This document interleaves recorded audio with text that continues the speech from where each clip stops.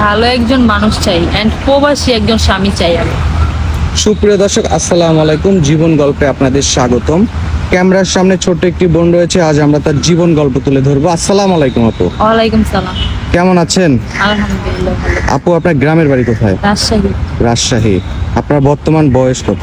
25। 25। আপনার নাম কি বোন? আয়শা। আয়শা। আয়শার পড়াশোনা কতটুকু? Inter first year. Inter first year, তাই তো? আমাদের খোঁজ খবর কিভাবে পেলেন?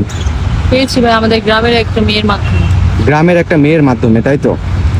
মূলত ক্যামেরার সামনে জীবন গল্পে আসার মূল উদ্দেশ্যটা কি? ভাই একজন ভালো মনের একজন মানুষ খুঁজতেছি। একটু জোরে বলেন যদি বলতেন। ভালো মনের একজন মানুষ খুঁজতেছি বিয়ে করে। ভালো মনের মানুষ খুঁজতেছেন বিয়ে করার জন্য, জি। তাই তো? আচ্ছা, জীবন সঙ্গী কেমন হতে হবে আপনার? সেজন্য আমার পাশে সবসময় থাকে, আমার দুঃখ কষ্ট বুঝে এরকম একজন মানুষ চাই। এমন একজন মানুষ চান যে যেন আপনার দুঃখ কষ্ট বোঝে, তাই তো? জি। মানুষটি দেখতে কেমন হতে হবে?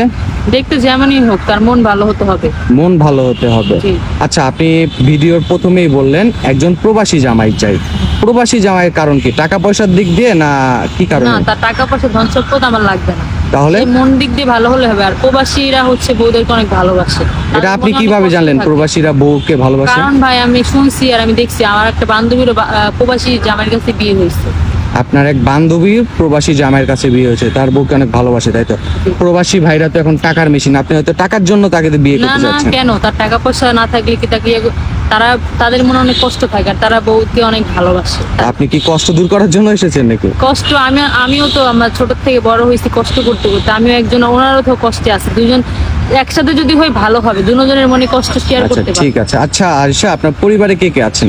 পরিবারে আমার আম্মু আছে, আমার বোন আছে। ও, আপনার আম্মু কি করে? আম্মু কাজ করতো, আপাতত অসুস্থ দেখে কিছু করতে পারে না। আপনি বর্তমানে কি করেন? আমি কিছু করি না। আপনি কিছু করেন না? না, পড়াশোনা আপনার তো করতে না। বিয়ের বয়স হয়েছে না? 25 বছর যেহেতু, কোনো বিয়ের প্রস্তাব আসে না আপনার বাসায়? আপনি তো দেখতে হ্যাঁ। মাশাআল্লাহ সুন্দর। আসে ভাইয়া, যৌতুক চায় তাই হয় না। কেমন যৌতুক চায়? চায় কেউ গাড়ি চায়, কেউ টাকা পয়সা চায় অনেক অনেক অ্যামাউন্টে। আমাদের তো ওগুলো দেওয়ার সামর্থ্য নাই, মানে তাই হয় যৌতুক না। ছাড়া কি কেউ প্রস্তাব দেয় না? না, এই জামানায় যৌতুক চলে? চলে গ্রাম সাইডে ভাই, এগুলো হয়তো আপনাদের শহরে চলে না। ও আচ্ছা। সুপ্রিয় দর্শক, এই বোনটির জীবন গল্প আত্মনাদ আপনারা শুনলেন। যৌতুকের কারণে তার বিয়ে হচ্ছে না, সে একটা জামাই পাচ্ছে না। আচ্ছা, যদি কোনো প্রবাসী ভাই তোমাকে বিয়ে করতে চায়, তার বয়স যদি 50, 60 কিংবা 70 বছর হয়, সেক্ষেত্রে কোনো সমস্যা আছে? না ভাই, আমার সমস্যা নাই। বয়স্ক আপনি মানুষ একজন ওকে 25 বেশি বছরের ভালোবাসে। তরুণী, আপনি 50, 60, 70 বছরের লোকের সমস্যা নেই, এটাকে মানা যায়? তারা তো বউকে অনেক ভালোবাসে, বয়স্ক মানুষ। তারা বউ পাগল হয়, তাই তো? এটাই আমি চাই ভাই। সুপ্রিয় দর্শক, এই বোনটির জীবন গল্প শুনলেন।